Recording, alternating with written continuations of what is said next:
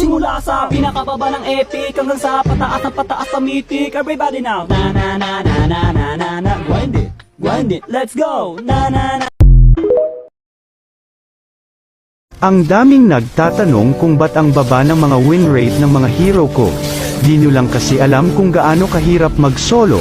Wala sa matches at win rate yan mga idol, ang importante ay malakas ka at kayang mong buhatin ang sarili mo. Okay lang naman sa akin at trash talker mo ako.